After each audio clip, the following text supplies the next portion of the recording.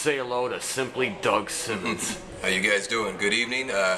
We just finished our tag match, Boz and I, against Hunter Payne and Marco Anthony, unsuccessfully, going for the titles again, but it's our second time, and I don't know, I guess it wasn't meant to be again. No DQ match, but we had a good time.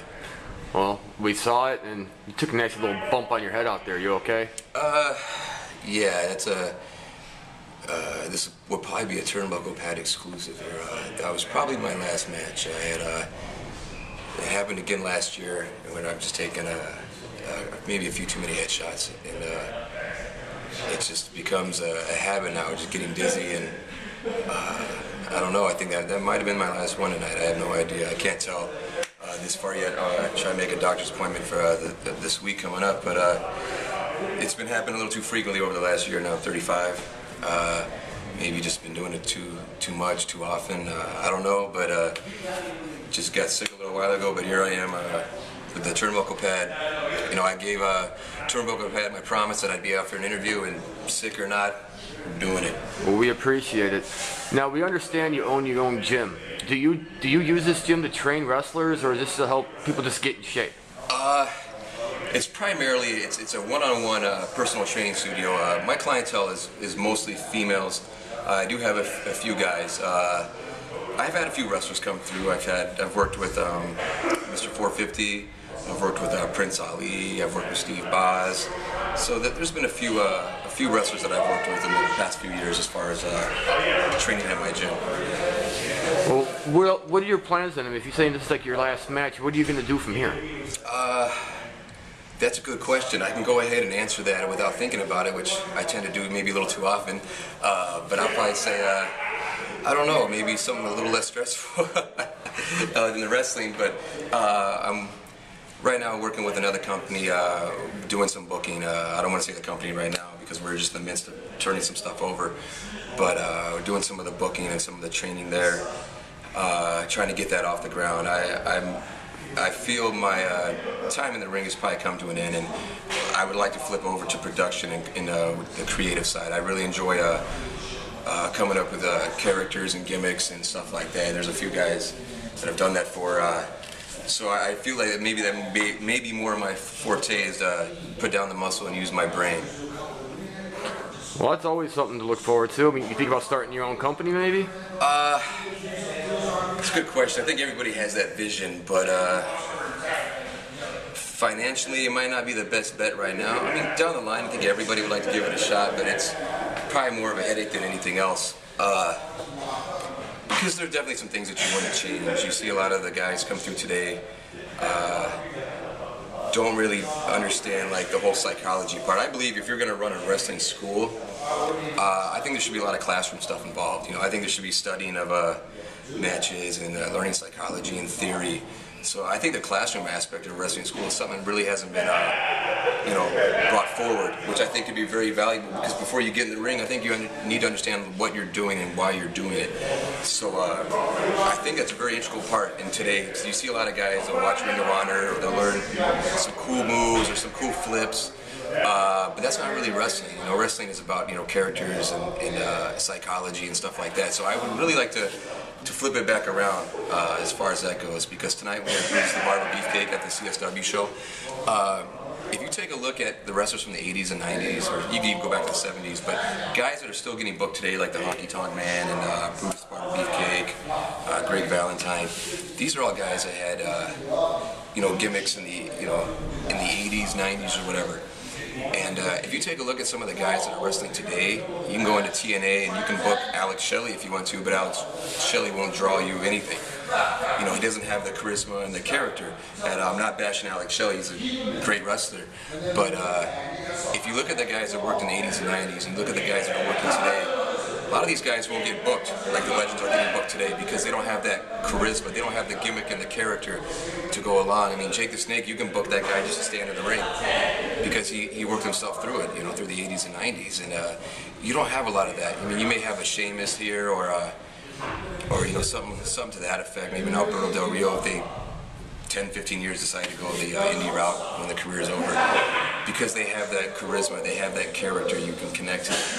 And I can't see a lot of guys working in TNA and Ring of Honor or whatever, getting legend bookings 15, 20 years or whatever from now. So I think a lot of that needs to be brought back in as far as storytelling and getting people involved. I mean, if you want to see a real fight, you can go watch UFC. That's what it's for. It's a great athletes. It's great competition.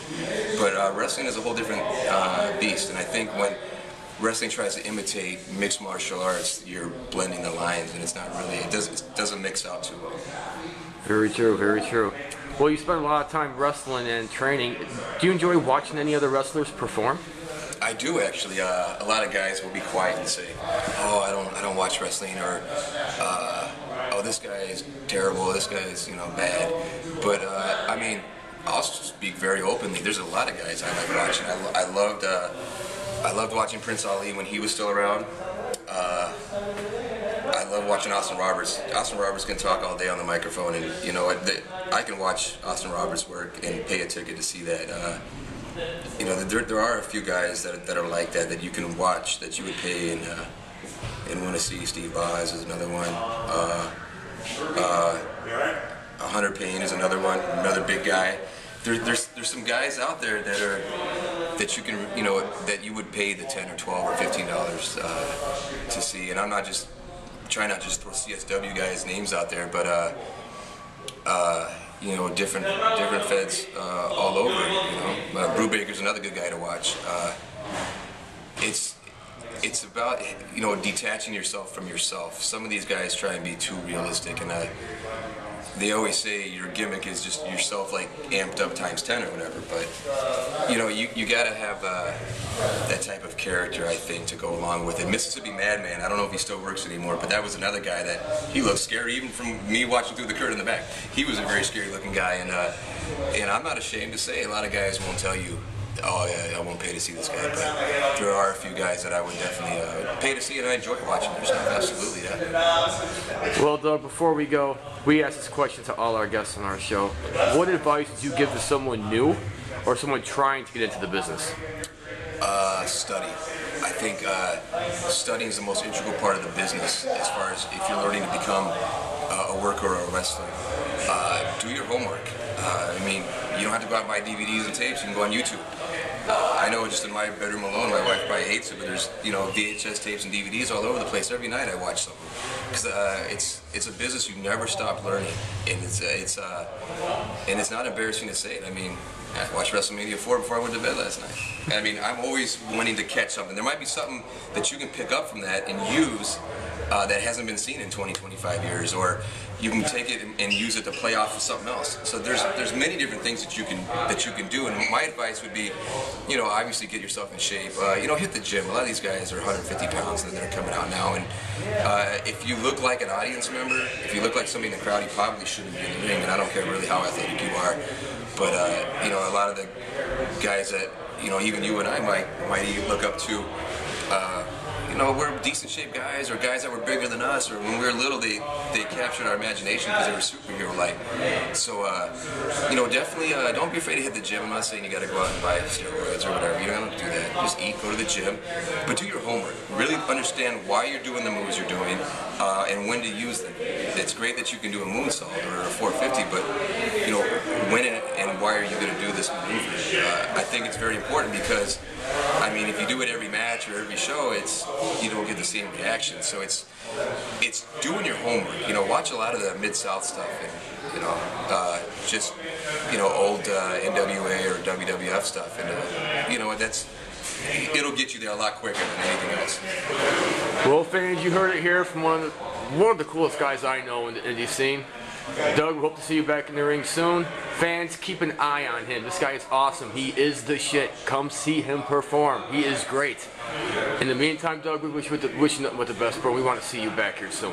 Thank you. I hope so, and thanks everybody for watching TurnbucklePad.